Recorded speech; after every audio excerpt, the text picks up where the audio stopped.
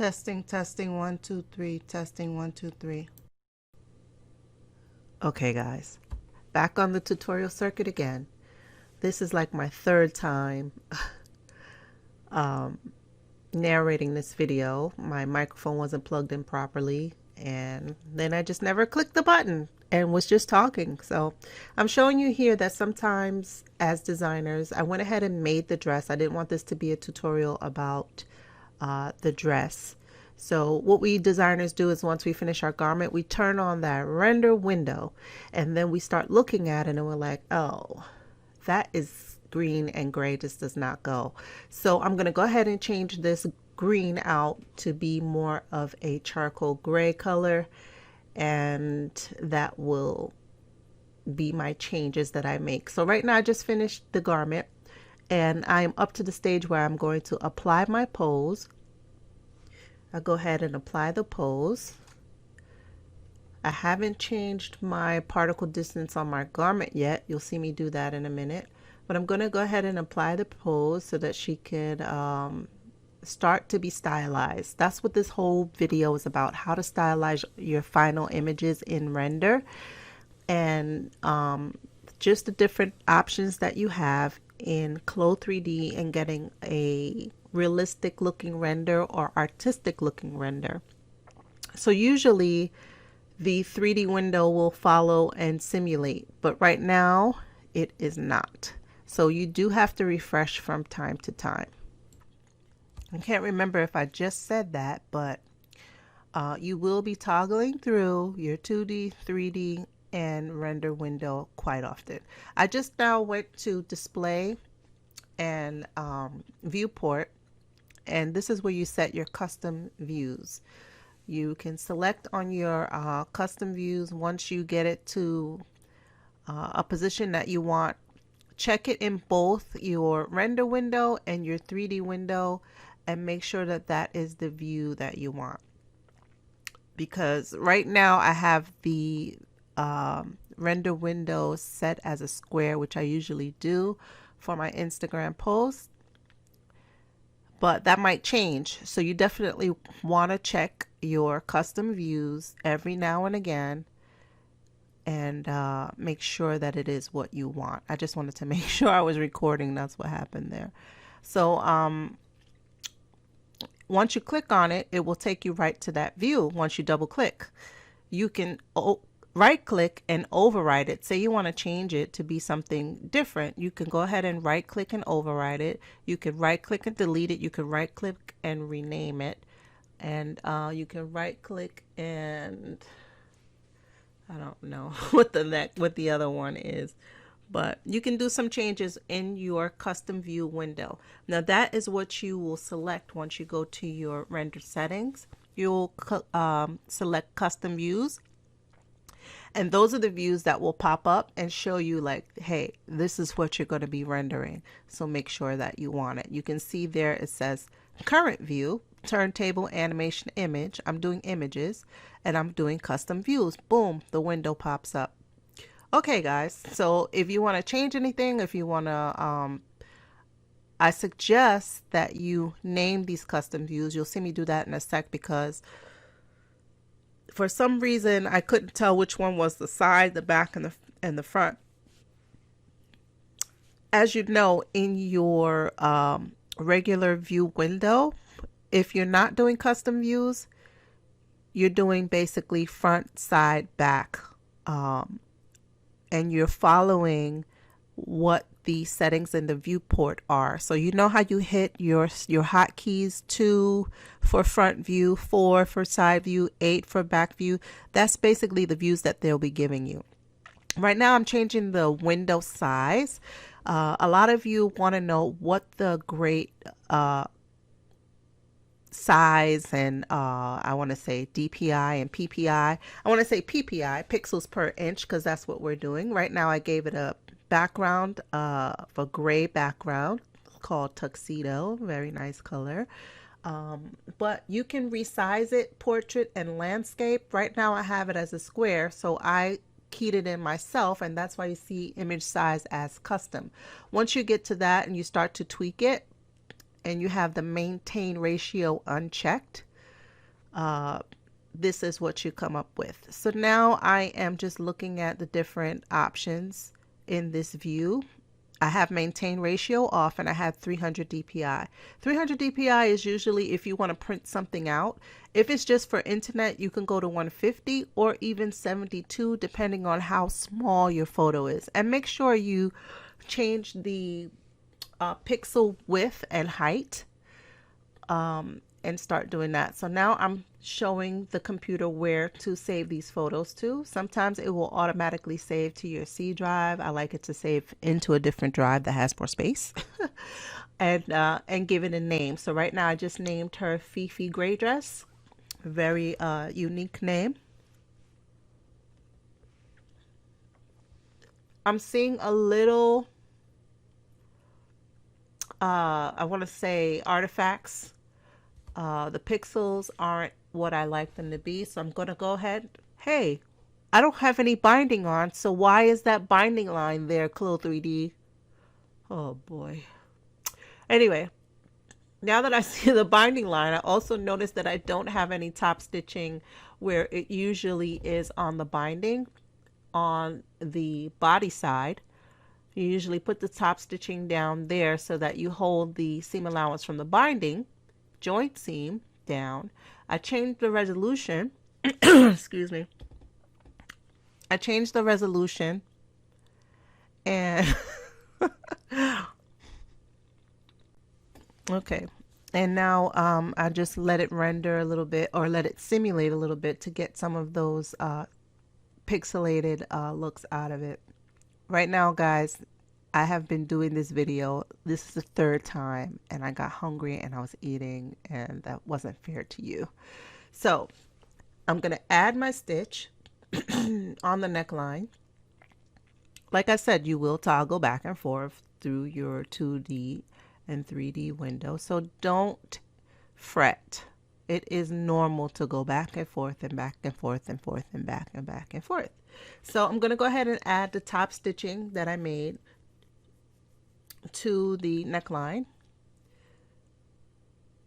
But you can see that there's a stitch there that is actually not there.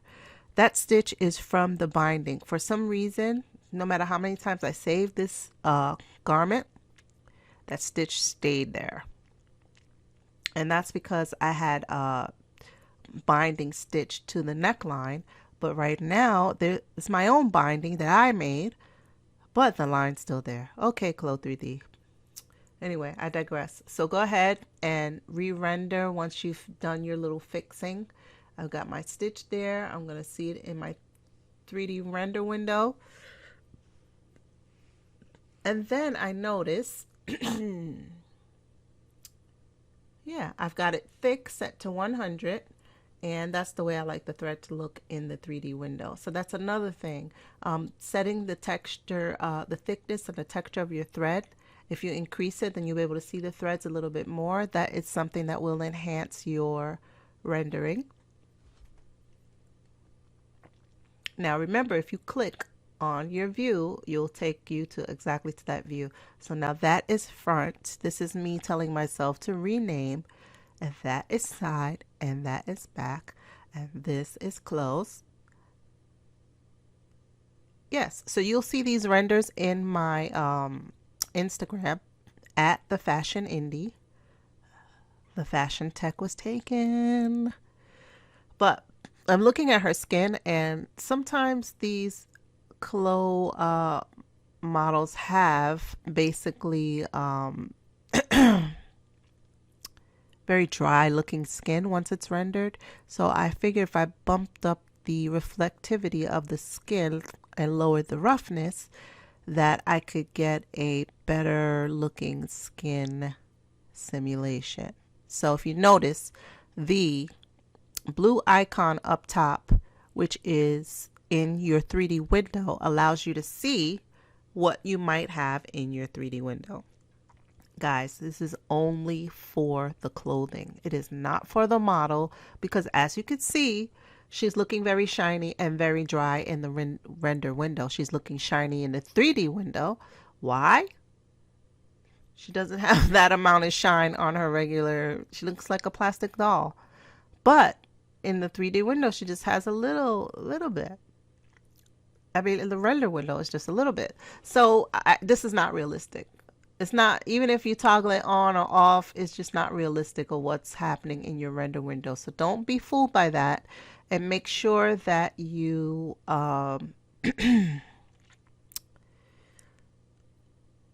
yeah, make sure that you check your render window for what you want. So I do go back down to the glossiness. So right now I am in my lighting area. I'm going to go through and check these environment maps. First, I'm going to set the light intensity. I'm going to play with that a little bit and see what I like. So that's at 125. It's a little brighter than it was on this lighting environment number 2. It's the HDRI number 2 that I have it set to. So let's go and set some other ones. Let's see what 1 looks like. Now the light intensity didn't change, but this is what 1 looks like. And now with 1, I see that she's too shiny. So the lighting has a lot to do with how your final render will look. So now I go back and dial back the glossiness and dial back the reflection and the roughness and just leave it alone. And then I'll go back and toggle through the different light settings in your environment maps. Those are called HDRIs, and they're pretty much your dome light settings. Now the dome light is way up high. Excuse me. I was doing my yard, so I have a little bit of an allergy reaction right now. The dome light is the world light, you can say. So it's the light over her head, over her whole world. So you can kind of direct the direction of her light. You can kind of direct the intensity of the light, but you really can't move it unless you go way up high. So there are options here to light the environment with the presets that come within CLO3D.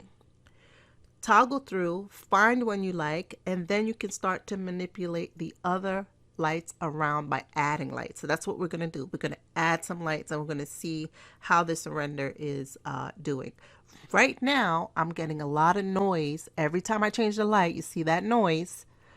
We want to find out how to stop that and how to get rid of that and make the renders speed up and make them crisp and sparkly. That's what you guys want to find out. So many people have contacted me and find out how you make the renders look so crystal clear. But this is it. So you saw in the beginning of the video, I'm just going to toggle through. Now I like that, but not for this dress.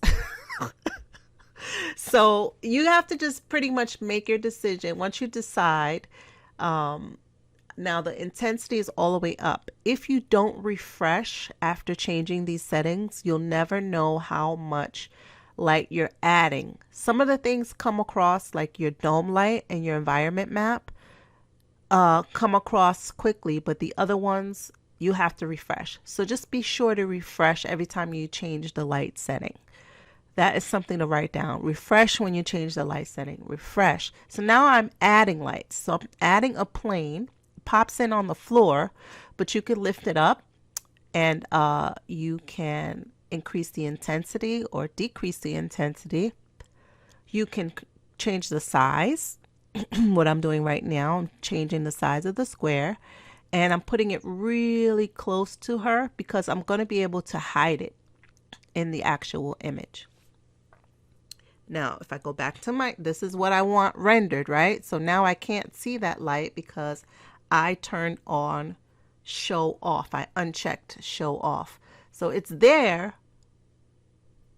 but you can't see it in your final render. So I'm going to go ahead and give this a color. This is kind of like putting in a gel for your in photography. Photographers use gels. So you can look that up so you can see how gels are used. Right now I'm going to add a blue to her and give her like a subtle shade of blue cascading across her face. But this also helps with the quality of renders. So now I'm going to add another plane. This is called a plane. I'm going to make this orange, and I'm going to bump that up. Now it's not on the top side, it's on the bottom side. If you noticed, it didn't light up the floor until I lifted it up. And then you can change the direction. So it's going to show you exactly where the direction of the light is going with that line that's there. And you could also, like I said, you can move it really close to her. You could change the size. You can move it far away. It all depends on what is to your liking for your own render. Now remember, when you want to check your view, just double click on your custom view drop down menu, and then you'll be able to see exactly what you set up. There you go. So now I'm going to go ahead and highlight that, and I'm going to toggle that off because I like the softness. I like that it's a little bit further away than the blue, so it's not as harsh as the blue, but it is more powerful than the blue, but not as harsh, and it kind of gives a glow on her arm as well. So wait a minute, I just changed my render setting to GPU, to use my GPU instead of my CPU. Did you guys notice that? Boom, the picture is crystal clear. No more noise every time I change. If you are rendering with your CPU, that's where you're going to get all the noise. Look how quickly this noise goes away. As soon as you change your view, it quickly gets crisper. So this is what you guys want to make sure that you have in your render settings. So I'm going to type in what this setting is really called, because I think right now I don't recall. So you can change your camera views here with a slider. You can change your focal point. You can change but remember, if you double click on your custom view, it will snap right back, and that's what you're going to render. So if you mess around with these, you can go ahead and update or overwrite your custom view if that's what you wish. But remember that I have not refreshed, so I cannot see the effect of the changes. Right now I'm changing ISO, I'm tweaking, I'm changing the f-stops. If you know about photography, you know that that's letting in more light. I'm letting in more light, but it's not showing up immediately because I haven't rendered. Make sure you render. Once I render to see, or I should say refresh the render, then I can see what's happened. So right now I'm out of camera settings, and I'm going to go ahead and refresh, and then I'm going to see that I bumped up the light. Basically, I opened up the camera to let in more light. I'm not going to see that until after I add my colorway, because we're going to go ahead and we're going to do these same render settings for two different colorways. Adding a colorway, changing my regular gray to a blue.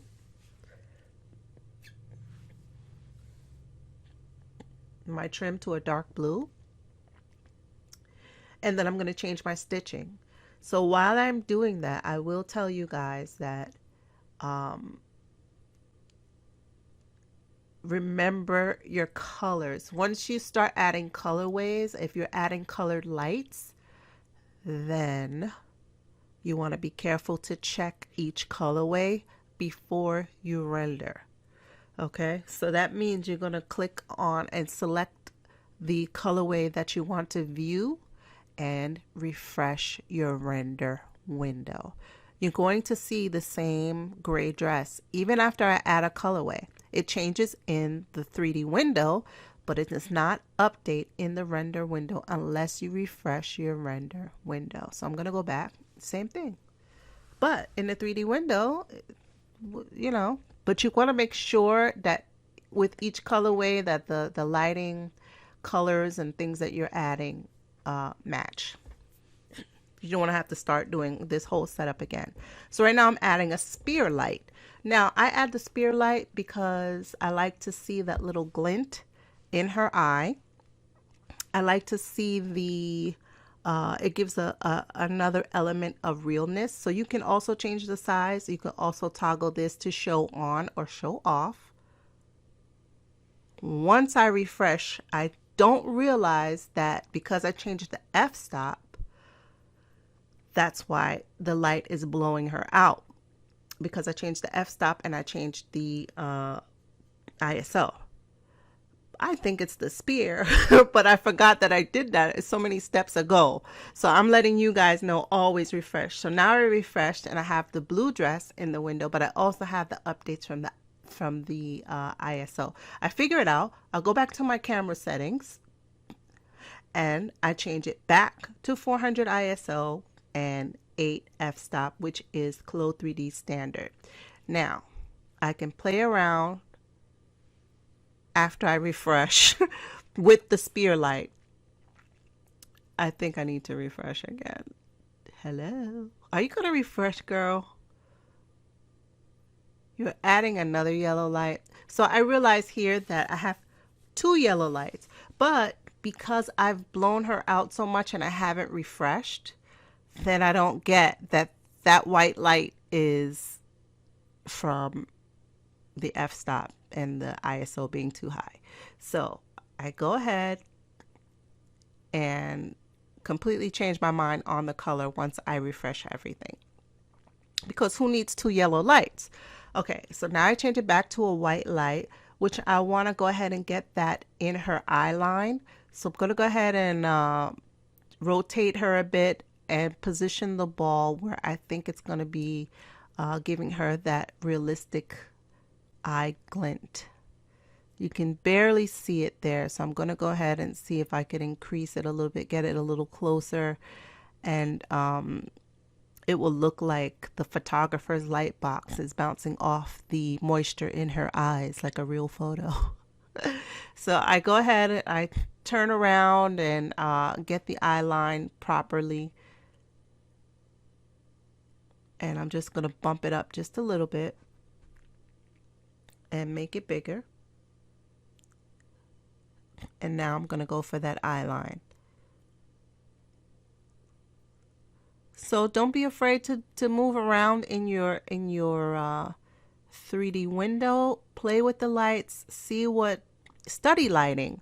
You know, this is something that you have to add to your repertoire. Add knowing about lighting and how to light a scene. This is what it is. It's basically she's your model and you want to get the best out of the image possible. So these are some of the tips and tricks you can do. So yeah, she's got that glint in her eye. And I'm going to go ahead and add this view as the face. So like I said, you'll see these on Instagram. You could take a look at the final render. And you know, you could comment and, you know, hopefully these tips help you to get some more quality out of the renders. Again, I am updating that. I'm overriding the custom view that I made with a right click on the thumbnail. So right now I'm going to go back and I'm ready. I think I'm ready after all this to go ahead and start rendering. So I have her name, I have her custom name, I have her path, her file format, and I'm going to go ahead and start rendering. So I hope you guys like that. The main thing I want you to know is that you have to have GPU selected. If you don't have your graphics card attached to your computer properly and it can't read it, you'll get an error when you sign on. So if you do connect it properly, you have to make sure that the computer knows or that the program knows to use it when rendering. So always go and check that window for your GPU settings. So make sure that you're using your GPU. That's your graphics card, and you'll get crisper renders. And this is not that fat. I mean, not that bad. This is live. That was less than 1 minute. And we're already on image 2 of 10. image 2 of, yeah, 10. So less than 1 minute for your first, or I want to say a minute and 30 seconds. That's not bad for a nice crisp and clear image. That's 1280 by 1280, 300 dpi for Instagram. The more light you have, the more time it takes to render, because basically this is ray tracing. So it traces the lights, and that's how it renders. It renders the light first and then the dark, I believe. My limited knowledge. So guys, I hope this helped you. I'm going to be right back. I'll let this render out and then we'll do something next. Stopping right now. Okay, I'm back. You didn't go anywhere, but I did. So I want to tell you how I was able to get these realistic looking pores and skin effects on the CLO avatars. So guys, you know that I really, struggle with the skin. I struggle with a few things like the shape of the hands, the ankles, the feet, the arms, etc. So right now I wanted to get a little bit of a realistic looking skin on her, which is better for the render. She looks less plasticky, less doll-like. So I found a way to do that, and it's a free software that they have. It's called it is called Materialize. You could do it in Photoshop. Materialize is cute because it's just made for that. No guesswork. Takes the guesswork out of all the different functionalities. But if you have Photoshop, you can make a normal map. So here it is, Materialize. It's a free software download. You can take the image and you can make a displacement map and you can make a normal map. So I did both. I made the height map and I made the normal map in the program. So you can go ahead, it gives you a lot of options to slide back and forth. So you can see what the final image will be like. You have these I want to say toggles that go up and down. I forgot what these level things are called, but you have these different levels so you can get it to where you want it to kind of look soft or hard. However, for the height map, I'll show you what happened with the height map. I don't really feel like I need to use a height map. You can actually use a normal map for these avatars. And remember, these things are coming in, they're changing the topography. They're changing the vertices. So you'll see in 1 second, like her ears are looking a little bit low poly, but her skin looks fantastic. So here I did it a couple times, but this is the last one that I just showed you that I did. And I'll show you what it looks like when I add the displacement map and refresh.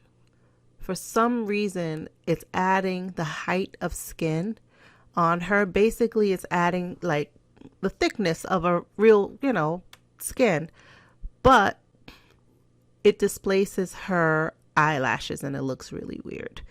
And there's no way to like fix that. So just use the normal map and this will give you the skin pore look of realism that I was going for here. So it doesn't give her those puffy eyes or the puffy nose that you saw a second ago. And these are some of the things that you can do to enhance your renders.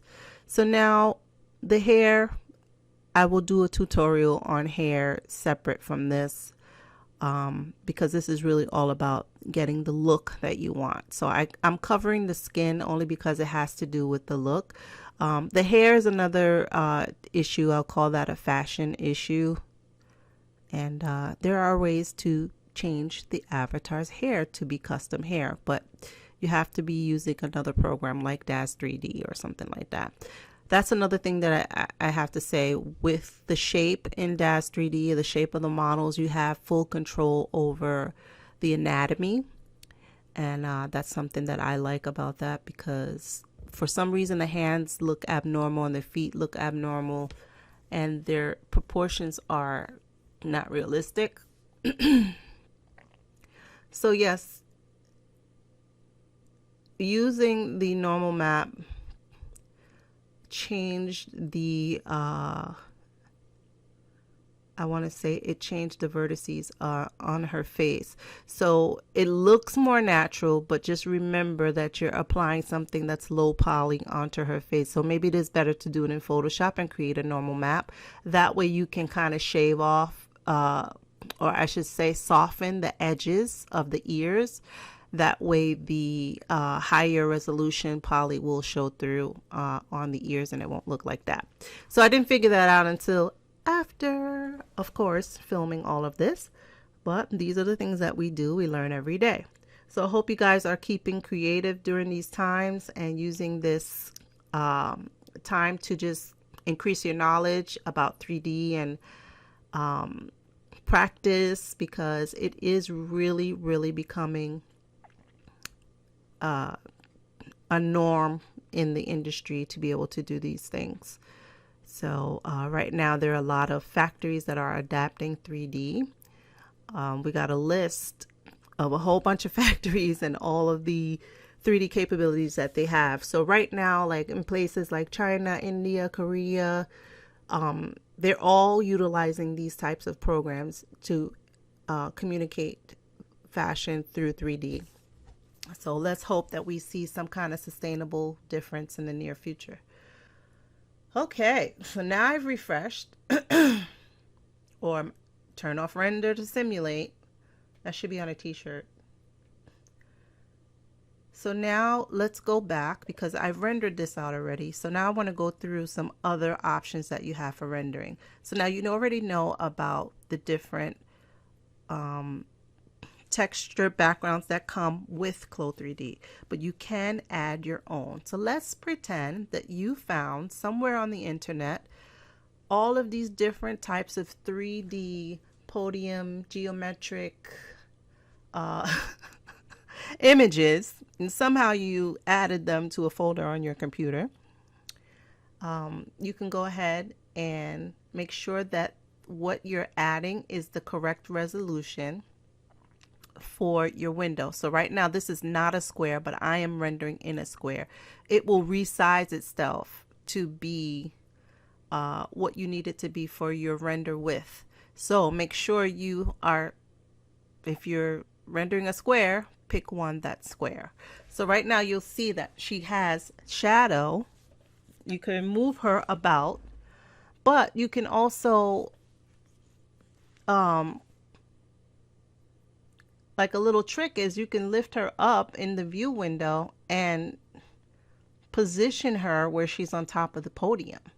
So it kind of looks like she's standing on top of a podium, but you cannot zoom in. You can after, if you want to create this image and then crop it after, it will look like she's on the floor on the podium. Or right here, it's cute. It just looks like she's standing on top of something. So this is not real. This is not in your 3D window. There's no nothing there. If you wanted to add it, you can add one of the 3D avatar shapes that people use for like bags or such thing like that. So you can actually add that and resize it. It's an avatar, guys. So remember, it behaves like an avatar. For some reason, I could not figure out how to raise the avatar. So what I didn't realize, and you'll see this too, if you remove the shadow on the floor, then you can do something like this podium. Since I had the shadow on the floor, it made the floor of not visible, or should I say the floor in the environment was solidified because I had the shadow, show shadow on. If you take off the show shadow, then you'll be able to see this podium that I'm about to create. So you can change the size of this avatar, you can change the shape, you can, well, I could say you could not change the shape, but you can manipulate the shape. It's still going to be a circle, oval, of something like that. So right now I'm just changing it around, positioning it under her feet so that we can see how that would look. She would be actually standing on top of a disc, but that would be actually real in her 3D window. So even if you remove the grid, because I have the floor shadow turned on, it's basically like turning on the floor. So I'm going to do one render that you guys can see in my Instagram without the floor. You're going to see as I take off this picture here, I'm going to change this to metal. Once I remove the image from the background, going to render that out for you guys to see that. So once I remove the image from the background, you'll see that she's standing on top of a disc, but the disc is actually under the ground. So if I maneuver and move around, even if I take off the grid, you still can't see it because I have turned the shadow on the floor on in my lighting. So the lighting is giving me an artificial floor. So no matter where I move this thing, or how I position it, is still not going to show underneath.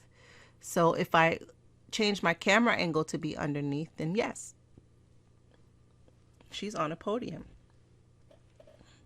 The cute thing about this is that you can give her a podium and do a 3D render or a 360 render and have it be like a little film that like she's on top of a podium, like a statue on top of a podium, like give her a nice pose, and then you could do a 360, and that would be like, you know, another way to enhance and you know, do something cute with your renders. So I am just still going to play with this for a little while. Haven't figured out that it's the floor shadow that's giving me the thing. So I'm going to do a separate render that is showing no floor and how this looks with no floor. So I digress, people. I am almost done with this video. But guys, this was great. It was a great video to do to get back in the swing of things. I've been learning other programs and other techniques, tips and tricks to bring to you. Just adding to my own personal knowledge, which we should all be doing right now, you know. And I like to help you guys. So, you know, DM me or, you know, send me an email, whatever it is. I may not always answer right away, but I do tend to give you an answer that you can look for and get the help that you need. There's lots to learn about this program, and sometimes, you know, you want to be able to follow tutorials from other people, I want to say, that produce tutorials on CLO3D. Maybe it's not as down to earth, maybe it's not as realistic, and telling you the things that you would want to know. Like, I think that's so cute. Like, she looks like Wonder Woman about to launch off. But guys, ask me anything. I like helping people. Sometimes we all need to go ahead and help other people other than ourselves, and you know, let's make this world go around. Right now there's so much stress and turmoil.